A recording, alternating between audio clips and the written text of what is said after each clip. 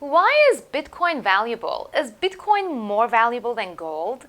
What is the real use of Bitcoin? Does it even matter if Bitcoin has mainstream adoption? And of course, how high can Bitcoin go?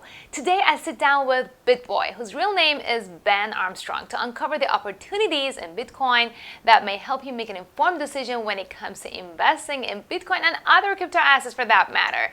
My name is Kiana Danial. I'm the founder of the Invest Diva movement, and you've tuned into Diva on the Block, where we take you to the backstreets of this whole Bitcoin blockchain and crypto shenanigans to help you get a better understanding of what really is going on and how you can take advantage of it. Make sure to stick around till the end to learn about BitBoy's biggest mistake in his life, his biggest mistake about Bitcoin, how you can avoid these types of mistakes, and of course, silly faces. Go ahead and let me know down in the comments what you think of BitBoy's analogy on Bitcoin, what you think the value of Bitcoin really is, and what you learned from his mistakes that almost got him killed. If you're new here, make sure to click on the subscribe button. This is my new YouTube channel, which is pretty exciting. And of course, like and share this video with anyone you think that will benefit from it. Now let's go say hi to BitBoy and let's rock the block.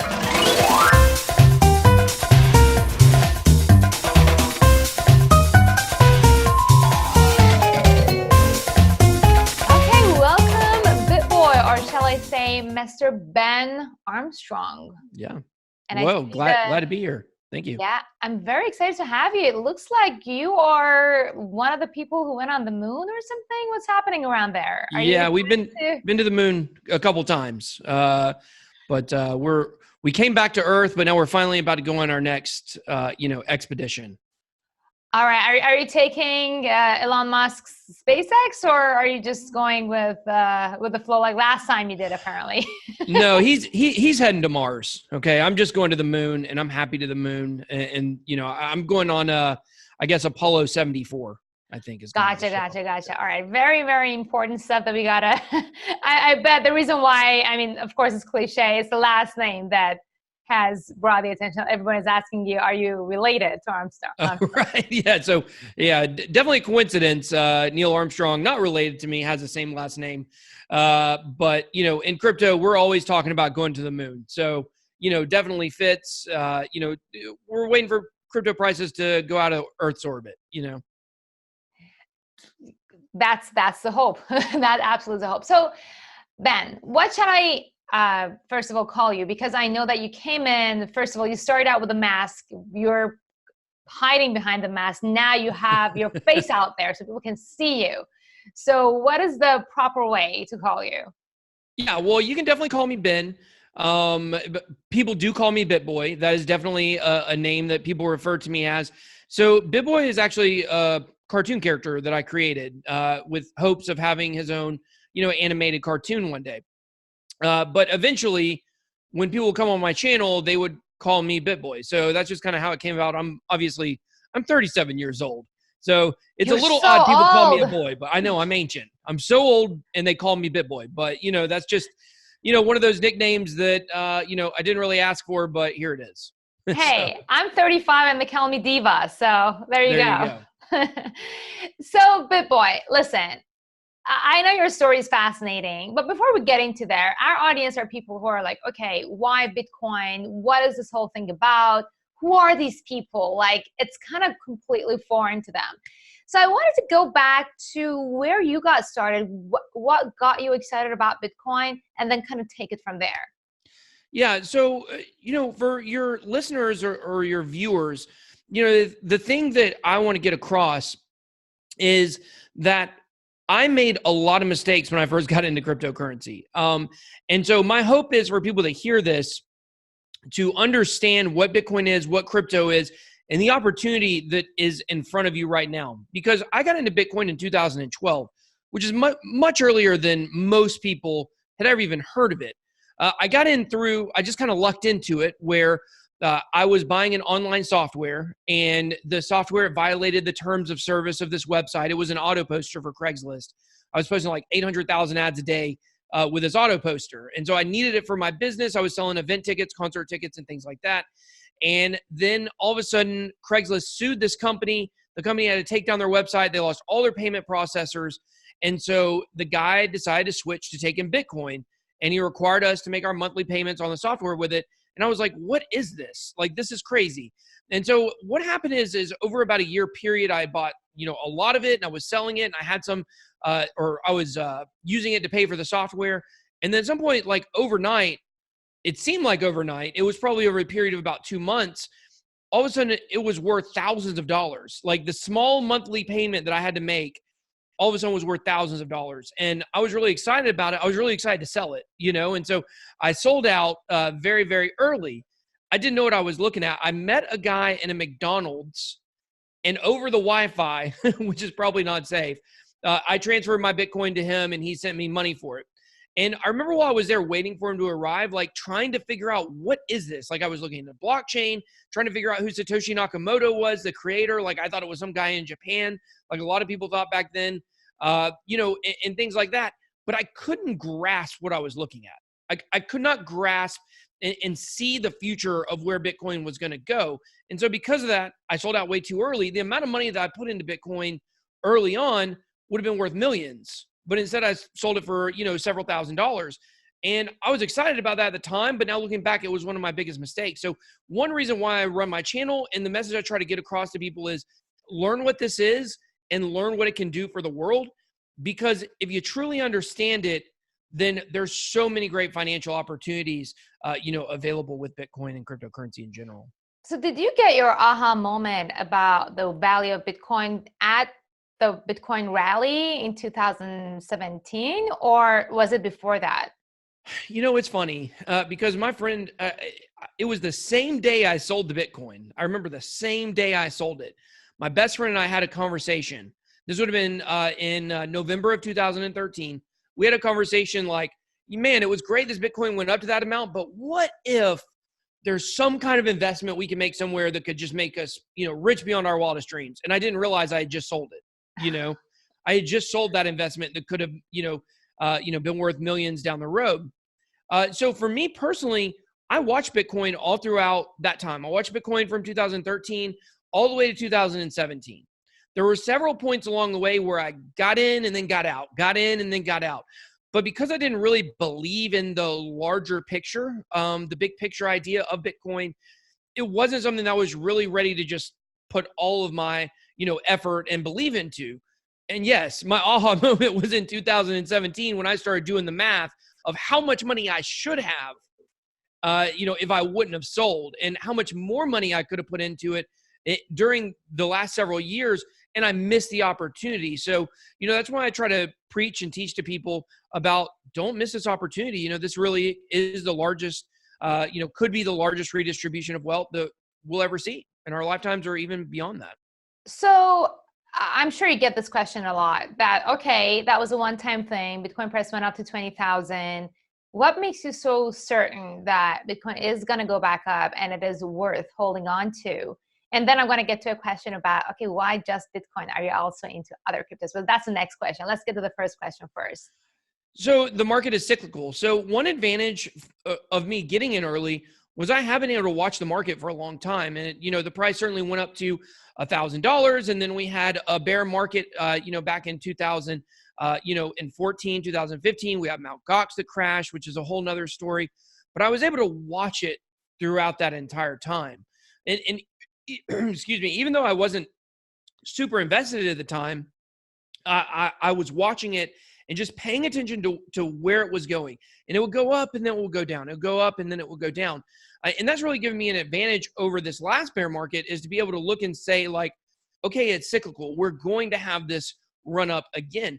The main difference between, the bear market we're in now and the bear market that we were in 2013 and beyond, or 2014 and beyond, is that in 2014, when Mt. Gox crashed in February that year, people thought Bitcoin was over.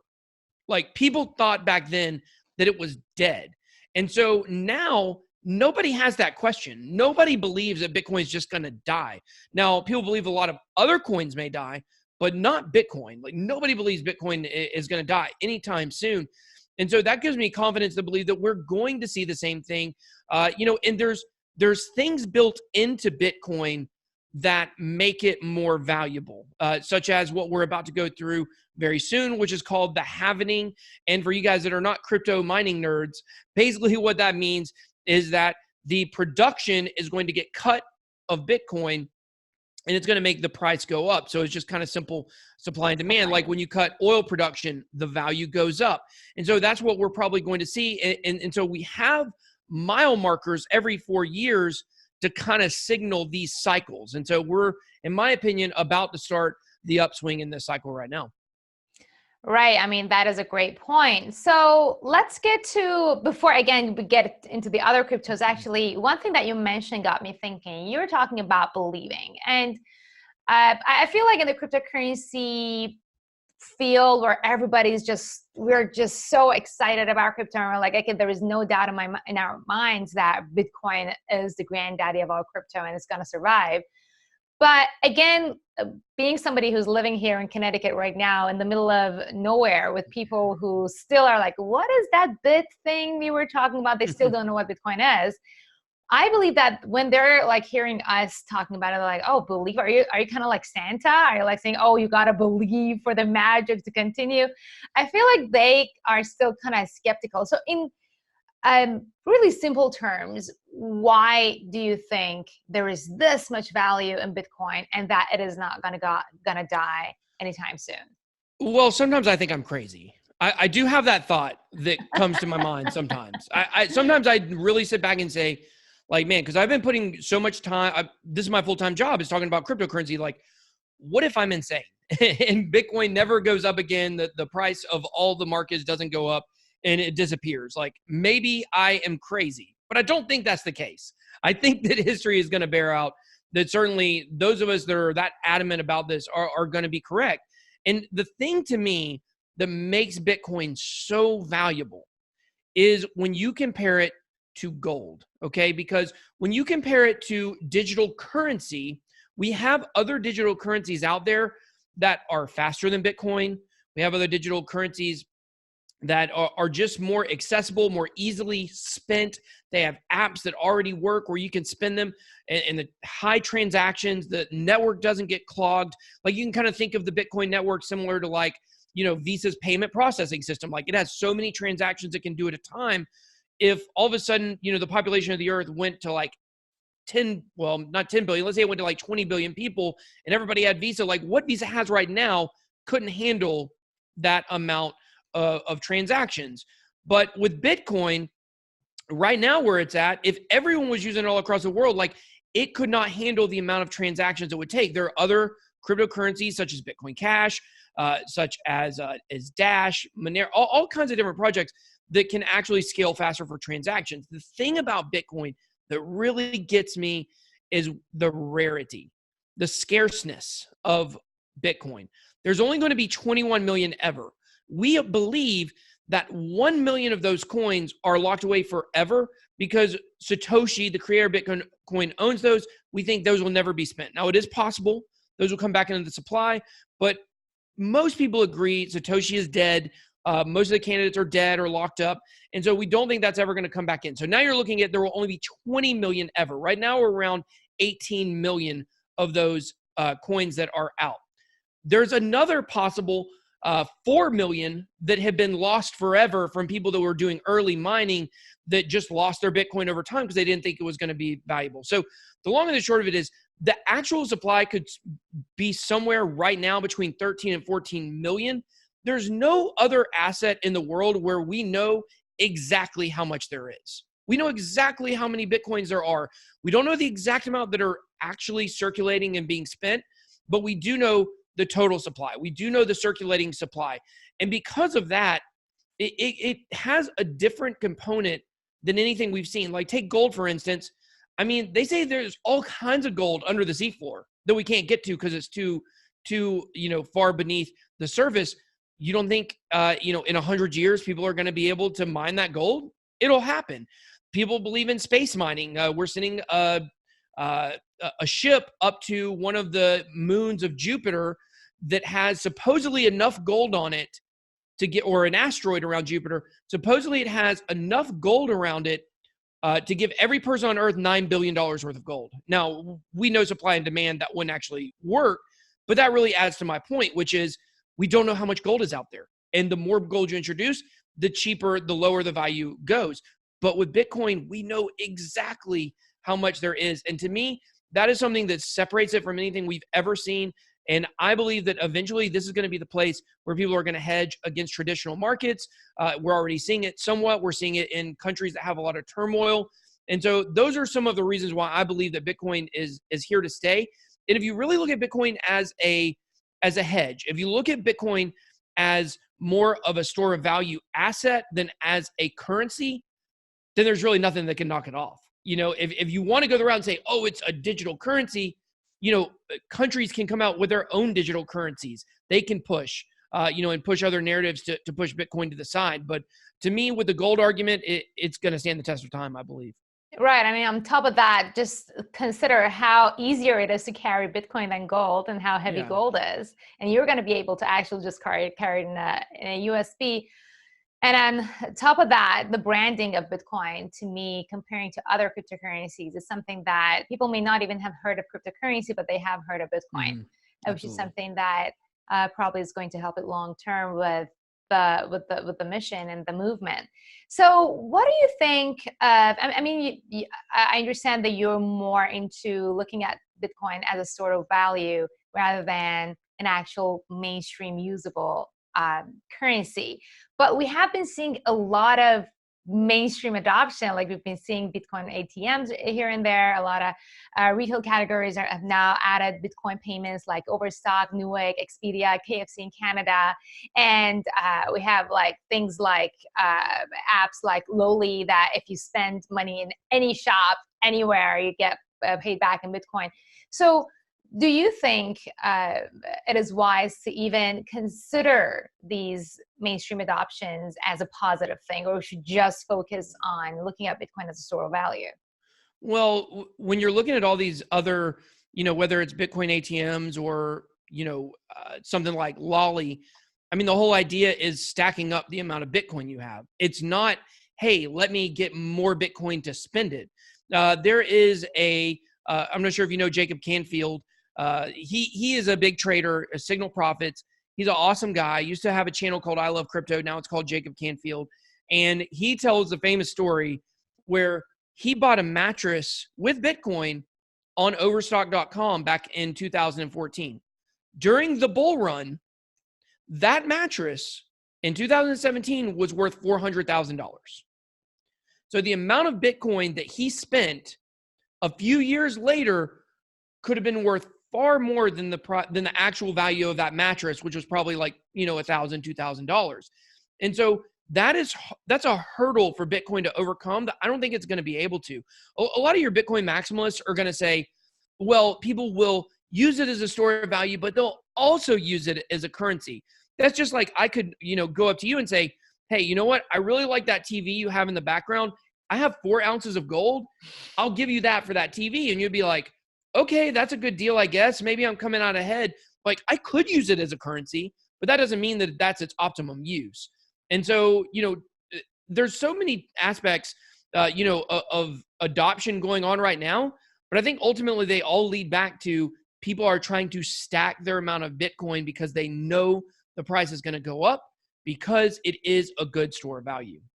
Right. I feel like this whole, in my opinion, when I see all these Bitcoin adoption talk, is that people who don't understand the value of Bitcoin are trying to find a reason to hang on to it. Like, oh, okay, I don't see any Bitcoin ATM then, therefore Bitcoin is not easy. I feel like it's a mindset that they don't still understand that, hey, Bitcoin is not, I'm not trying to replace the US dollar with Bitcoin.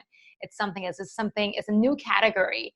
We're not trying to make something better. We're trying to create a new category, and that is cryptocurrency. And then Bitcoin is that category king, which is the reason why Bitcoin has a value, because every time any cryptocurrency, in any category, let's say electrical car, what comes to your mind?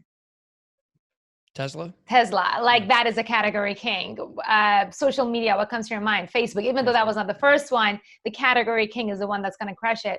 And I believe Bitcoin is a category king in this case, but people are just trying to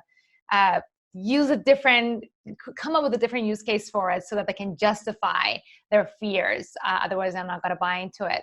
All right, so this was very valuable. I feel like supply and demand is like one of the most important things that people overlook when it comes to the value of Bitcoin. In fact, I am probably going to use your thing on my blog soon. But and now I want to go back to your story, because we got a chance the other day when we were at where was it? Cincinnati, Ohio.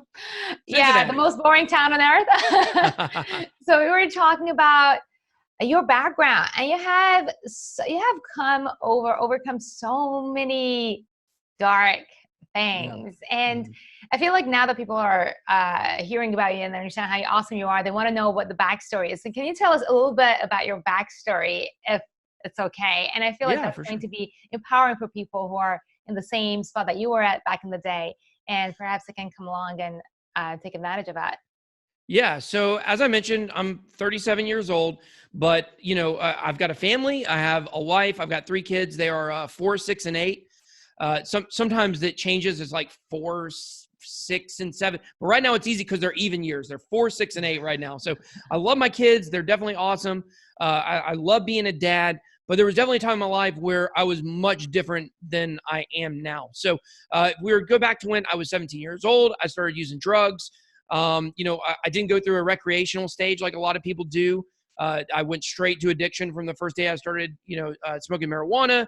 I was doing hard drugs within a few months of that. And I was completely addicted to methamphetamines, and then anything else I would do, anything I could put in my body, drug wise at that point I would do. So within less than a year of, starting to do drugs, I was already, full blown addict. And it definitely was a lot of pain for my family. There were a lot of times that were, very dark. There were times I tried to climb out of the hole. The longest I was sober in 7 years was 2 months. And that was actually when I was 21, and I decided that there was no way I was going to be able to get off drugs on my own. So I was going to go into the Air Force. And so I went into the Air Force, and I went into boot camp, and I actually got kicked out the night before I was supposed to graduate for failing my drug test 8 weeks before the first day I got there. So went all the way through boot camp, and then I learned to be a little more of a responsible drug addict after that for a while. But a responsible drug addict. Yeah, right. I know it's kind of a joke, but in reality, I was able to be more functional after that. I was able to hold a job and pay bills and stuff, and still, I was the most dangerous kind of drug addict. Honestly, is a functional one, because one day they're just dead, and you just had no idea, or you might have known they were doing this or that, but you did not know the extent to what they were doing. And then one day they wake up dead. And that pretty much happened to me. I had a overdose. I had been up for 6 days. I was on cocaine, meth, weed, and I had taken 7 hits of acid. And I just went absolutely insane. I got arrested. And right at that point, I passed out. They had, 6 cops had me on the ground. I was actually fighting the cops. 6 cops put me on the ground, and then I passed out and went into a massive drug overdose. I almost died. I was in a coma for 3 days. My family had no idea where I was. Finally, they knew something was wrong. They had found my car. It was just on the side of the road with all the doors open and stuff.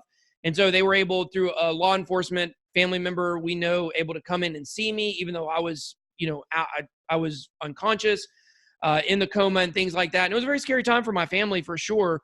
But 3 days later, I did wake up, and I just remember the first thing I thought when I woke up was man, thank God I'm alive. Because I knew all the stuff I had just been through. I had this feeling of I should have been dead, and this is my second chance for life. And so I went to drug rehab, and I was in rehab for 10 months. I actually stayed there for 10 more months and did an internship. So I was there for 20 months total. I was able to wipe away all of my legal charges. I had felonies and all kinds of stuff from the overdose. And all of those got dropped to misdemeanors and to probation and stuff like that. And then after that, I went on to be the executive director of a drug rehab for teenagers for several years. So I've tried to do my best to, share my experience with other people and to help them and let them know there's definitely a way out. There's definitely light at the end of the tunnel if you can just take it seriously enough. And so 2 years ago in 2018, I transitioned, out of working in the drug recovery field into cryptocurrency. And even though like it doesn't seem like it's close to the same thing, to me, it's still all about trying to help people. And, like I said at the beginning, it's all about helping people try to not make the same mistakes that I made. So that's really kind of been a theme of, my adult life and things like that. And so, like I mentioned, now I'm a dad, have kids, got married 10 years ago, and life's been good ever since. How are you going to prevent your kids from going that route? I'm going to spank them. Oh, good. No, but in all seriousness, I think that, one of the things as a parent you can do is to be honest with your kids. And I think that being honest with your kids and telling them what you've been through, and they saw me for years working at the drug recovery place and telling my story a lot. So, even at young ages, even if they don't really understand yet, yeah, they know. And so, so without trying to hide that, I hope that that's going to help. But at the end of the day, they're their own humans and they're going to make their own decisions. So, I've definitely seen other parents who have gone through recovery and then struggled with their kids having addiction. But we just try to at home build a loving family and just let them know that, like I said, it's easy when they're 4, 6, and 8 not to do drugs, but to let them know that they can always be honest with us and we'll always love them and we'll always forgive them and be accepting of them. And hopefully that'll, be able to make a dent. Being a parent, and also get them interested in things like sports and things like that, because that was somewhere, along high school, I stopped playing sports and just kind of got lost. So. Right. No, I mean, the parenting, there's no one right way to do it. It's definitely just a learn on the way. So talking about being parents, how are you involving your kids into crypto at all? Or are you, I don't know, funding their college with Bitcoin? Like, is there anything you're doing with crypto for the future other than being like a full-time Bitcoiner? As for usage of Bitcoin or other cryptocurrencies, are there any tips that you have for parents out there? Well, my kids actually know pretty good amount about Bitcoin. There's actually I don't know if he's still making videos, but I think he was called the Crypto Kid or the Bitcoin Kid. He was like a 10-year-old kid that had a whole series of videos on Bitcoin and blockchain. I think eventually, maybe his parents got him to go more down the route of doing Hey, was that you reviews? When you were younger and you forgot when you went on coma? I'm sorry. Yeah, that was it. Bitcoin wasn't around back then, so it was 2007. But anyway, so I let my kids watch all that kid's videos because he explained it very, very, very simply, so a kid could understand. So my kids know a lot about it. They know a lot about different coins. I come back from crypto conferences and they're like, "Did you bring us something? Did you bring us a Tron shirt or?" an Ethereum coin, because, little physical coins and things like that they have a little collection of. But, there's also a book, How to Talk to Your Kids About Bitcoin, or my wife just ordered it on Amazon the other day. So, we're trying to teach our kids about financial independence and things like that. We do have crypto set aside for our kids, and things like that. But at the same time, I feel like it's better if I still have access to it so I can trade it and make them more money, Right. But wait, hold on. Talking about educating kids, what about your BitBoy character? Is that for kids or was it for adults who are looking at hero books? Well, everything I do is family friendly. I don't do anything. Sometimes I have guests on my show that will use bad language and stuff like that, but everything across the board for me is family friendly because, there's a recent quote on Twitter from a guy that said, he'd done all of these different things, achieved all this stuff. And a guy asked him, was like, how did you do it? And he's like, well, I certainly didn't win any Father of the Year awards, because he was always out doing other stuff. For me, I would rather win all the Father of the Year awards, So when it comes to creating content, I always make it family friendly. And my cartoon is family friendly. So eventually, hopefully maybe during this next bull run, and there's more excitement, we'll be able to debut the cartoon. We have some scripts written and things like that. But we're just waiting for the right time to release it. So it is going to be family friendly. It's going to be educational, but it's also going to be entertaining, funny, and things like that. I love cartoons. Like when I created my first course, I got into Forex back in the day. And my whole thing was making learning as fun and as cartoonish as possible, because that is how kids learn. And that is how we as adults also learn, because it's fun. Like learning through fun stuff is always better and it sticks to your brain much easier, and you don't feel like you're learning, you feel like you're having fun and you're getting some advantage out of it. This was awesome. So thank you so much for being with us. You know that this is my new YouTube channel. You remember that day that we met on Cincinnati, I'm like, I'm gonna go and create a new YouTube channel. Like, yes, I'll support you. So here you are, Absolutely. supporting this new YouTube channel. Right. Hopefully, with a new Bitcoin bull run, we'll get it up and running. I mean, it is up and running, but it'll gain some momentum as well. I'll appreciate any support with you sharing and retweeting and all the things, and everybody who's watching at home sharing and retweeting and commenting all the good stuff, so that we get more people informed about what it is, this Bitcoin thing that is right at our fingertips and is just about to explode, and we don't want to miss out on it for sure. Again, thank you so much for being on the show. Absolutely. People watching at home, thank you so much for watching. Make sure to comment below and let us know what you thought about this. I'll catch you again on the next episode of Diva On The Block. It's a tradition. We ask for a silly face. Oh gosh. Are we ready right now? Do I need to just do it? Dun dun dun. Go. Oh, that's pretty good. I like it. I don't even know what it looked like because by the time I looked, you'll see. I couldn't even see it.